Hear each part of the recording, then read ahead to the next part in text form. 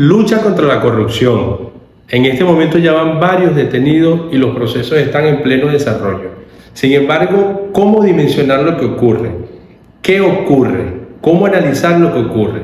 Por esta pregunta queremos hacer algunos aportes para ayudar en el análisis necesario que estamos seguros que hoy la mayoría de los venezolanos se está haciendo. Y para ello queremos hacer una pregunta que es fundamental y es: ¿qué determina hoy la continuidad de la revolución bolivariana? 1. El levantamiento de las sanciones y todo lo que ello implica en el plano económico. O 2. El derrumbe de la base moral del proyecto político. Nosotros no tenemos duda en decir que es la segunda opción. En el caso de la base moral de la revolución bolivariana, tenemos hoy y cometemos el atrevimiento de decir un determinante fundamental para su continuidad. Y lo explicamos de forma muy sencilla. En el caso de las sanciones, este pueblo ya ha demostrado que con hambre y todo es capaz de luchar por la construcción de una nueva Venezuela justa, independiente, soberana y patriótica. Pero en el caso del derrumbe de la base moral, este pueblo no va a luchar al lado de líderes corruptos. Por eso es que decimos que hoy, entre esas dos grandes respuestas a la pregunta de qué depende la continuidad de la revolución bolivariana, consideramos que es la base moral la que hoy es fundamental para el proyecto político bolivariano.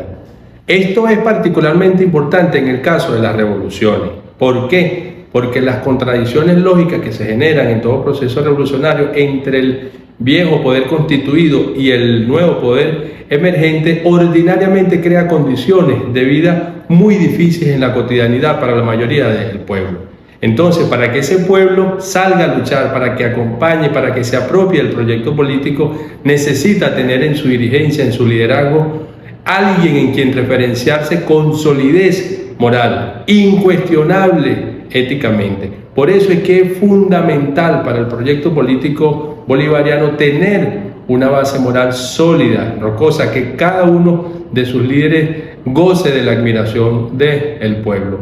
Esta es una condición sine qua non en este momento para nuestro proyecto político.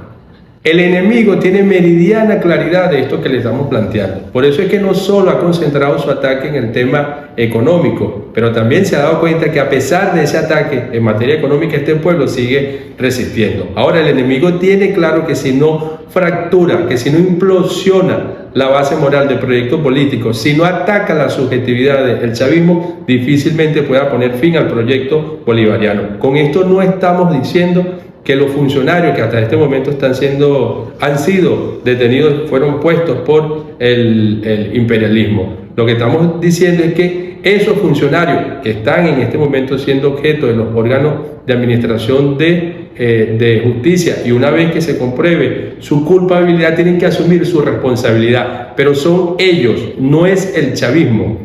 ¿Y por qué hacemos hincapié en esto? Porque el adversario, desde estas actuaciones indecorosas, tratan de sustentar dos relatos. Por un lado, el chavismo es sinónimo de corrupción y por otro lado, es una guerra de carteles. Lo primero procura desmoralizar y desmovilizar a la base social de apoyo del chavismo de cara a las próximas elecciones presidenciales, para que simplemente el chavismo no salga a votar o vote en contra del proyecto político bolivariano. El segundo relato procura fracturar las fuerzas que componen a la revolución bolivariana. Entonces hay que tener mucho cuidado con lo que hoy ocurre en esta materia, entendiendo que el ataque en este momento va dirigido a la subjetividad, repetimos, a la subjetividad, a la desmoralización de la base social de apoyo de la revolución. Ahora, ¿es positivo o negativo lo que hoy ocurre para la revolución? Hablemos claro, decimos sin ningún temor, es sumamente positivo lo que hoy está ocurriendo. ¿Por qué? Porque está demostrando la voluntad y decisión del alto gobierno por tener tolerancia cero a los actos de corrupción. La alta dirigencia de la revolución está demostrando con lo que está haciendo que el tema de mantener una base moral sólida es condición sine qua non para la continuidad de la revolución. En ese sentido, debemos resaltar la decisión que hoy existe de aplicar todo el peso de la ley a aquel mal ejemplo que intente desde la fila de la revolución apropiarse del erario público con intereses particulares. En ese sentido, repetimos, debe aplicarse todo el peso de la ley, respetando por supuesto el debido proceso. Ojo, siempre vamos a tener un mal ejemplo, eso prácticamente es inevitable. Lo que sí tenemos que hacer es que ese mal ejemplo sea castigado, sea sancionado con severidad, que se aplique el máximo de castigo que la ley permite. De lo contrario, este mal ejemplo, cual cáncer agresivo, hará metástasis, permeará toda la estructura orgánica de la revolución bolivariana y ya sabemos cuáles pueden ser los fatales resultados. Por otro lado, debemos preguntarnos cuáles fueron las causas que dieron nacimiento a la revolución bolivariana. Y ahí tenemos, o hoy vamos a destacar dos que son fundamentales. Uno, la decepción de un pueblo con un modelo profundamente corrupto, la mal llamada Guanábana. Es decir, ese pueblo dijo basta a una dirigencia, a un liderazgo caracterizado fundamentalmente por la inmoralidad y la corrupción. Y en segundo lugar, la conexión de un pueblo con un líder como el comandante Hugo Chávez, que era sinónimo de moralidad, era un hombre éticamente incuestionable.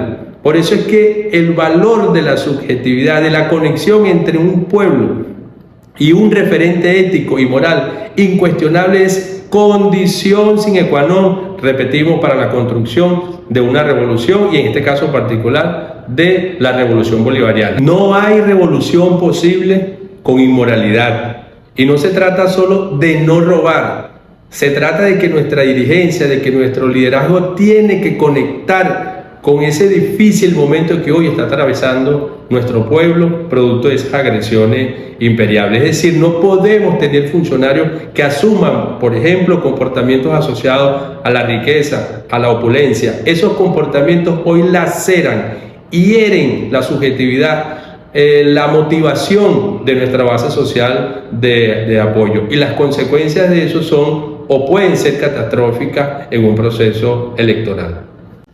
Como conclusión preliminar, entonces, tenemos que decir que lo que hoy está ocurriendo en la lucha contra la corrupción es un fenómeno de altísimo valor estratégico para la continuidad del proyecto político. El darle con todo a la corrupción es fundamental hoy para la vitalidad de nuestro proyecto político. Hay que retomar al Che, predicar con el ejemplo. Quienes tuvieron la oportunidad de compartir en íntimo con el comandante Chávez afirman que era un hombre profundamente austero en su cotidianidad, y quienes han tenido la oportunidad de compartir en íntimo con el presidente Nicolás Maduro afirman igualmente que es un hombre profundamente austero en su cotidianidad. Entonces, todo el entramado de liderazgo que está debajo del presidente debe replicar el ejemplo que él transmite. De lo contrario, repetimos, las consecuencias pueden ser de alto riesgo para el proyecto político bolivariano. No está en nuestras manos el levantamiento de las sanciones, pero sí está en nuestras manos la construcción de una dirigencia, de un liderazgo sólido moralmente, que despierte el respeto y la admiración de nuestro pueblo.